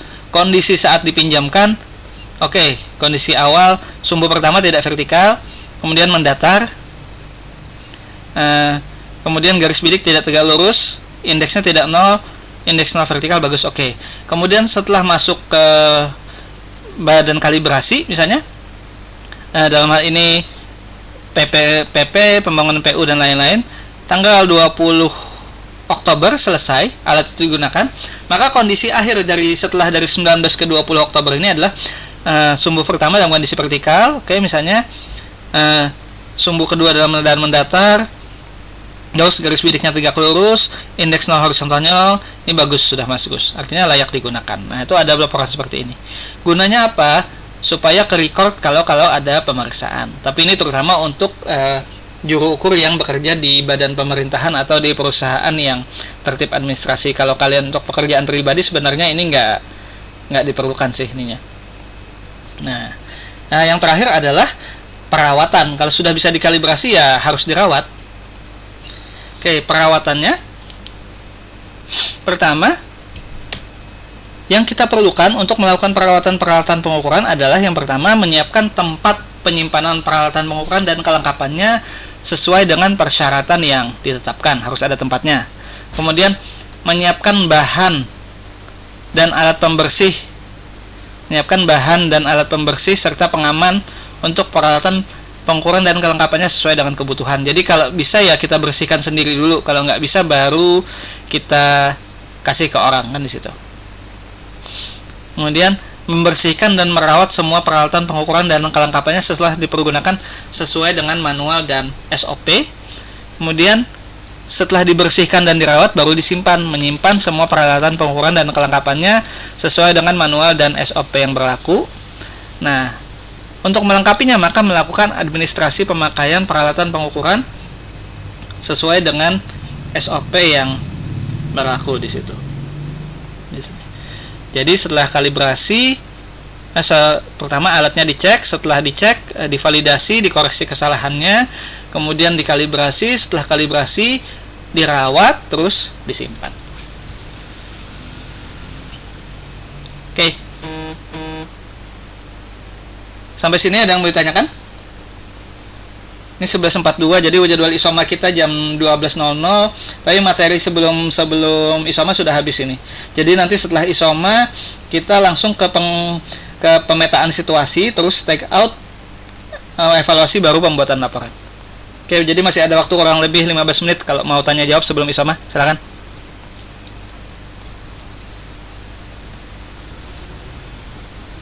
Baik teman-teman yang ada di room ini, kalau mau bertanya dengan Pak Alfit dipersilahkan. Kalau misalnya tidak mau langsung, silakan juga lewat chat, nanti saya bacakan, saya bantu bacakan.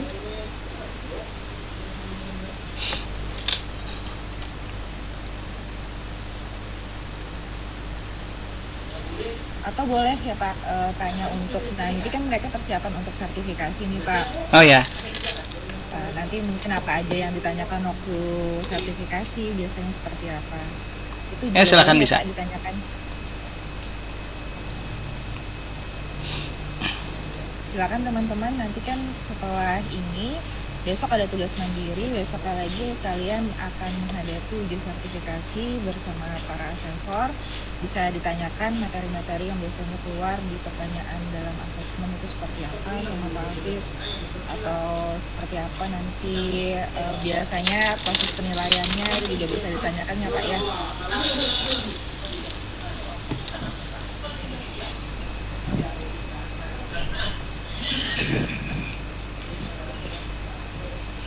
Silakan teman-teman, ada yang mau bertanya sebelum kita tutup dengan Isoma pada sesi yang pertama ini?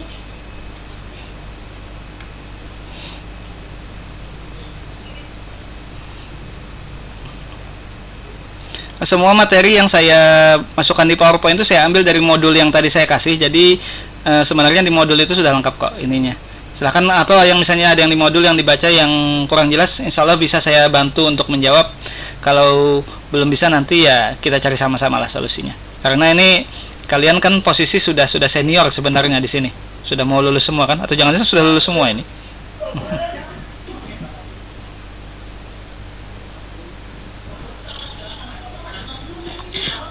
Mungkin ini belum panas Pak Afif ya, ini pesertanya masih malu-malu untuk bertanya. Padahal sangat penting ya Pak untuk misalnya ini yang pertama ikut asesmen, mungkin juga udah ada beberapa kali yang ikut asesmen. Kalau yang pertama mungkin bisa ditanya alur atau bagaimana sistem asesmen nanti sebelum bertemu dengan asesor yang sebenarnya besok lusa dan mengerjakan tugas mandirinya. Mungkin bisa ditanyakan dulu dengan Pak Afif apa yang menjadi kendalanya atau apa yang pengen ditanya atau yang pengen ditauin buat asesmen nanti.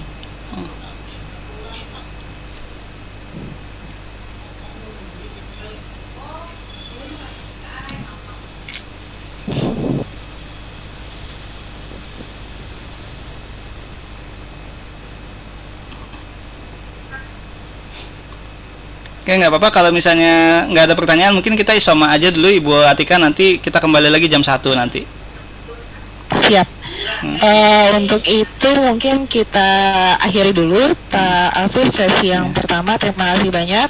Nanti mungkin kita akan ketemu 1 jam dari sekarang sekitar pukul 1 siang ya Pak. Ya. Semoga teman-teman yang sudah join bisa stay, tetap join di ruangan Zoom ini. Dan untuk teman-teman yang belum join, mohon pada teman-teman yang sudah join di room ini bisa diinfokan lagi kepada teman-temannya, karena total yang mendaftar 45 orang. Sayang sekali nanti yang bisa ikut asesmen hanya sekitar 13 orang yang ada di room ini. Ya, mungkin itu saja. Terima kasih Pak Afif. Nanti kita ketemu jam 1 lagi. Oke, terima kasih.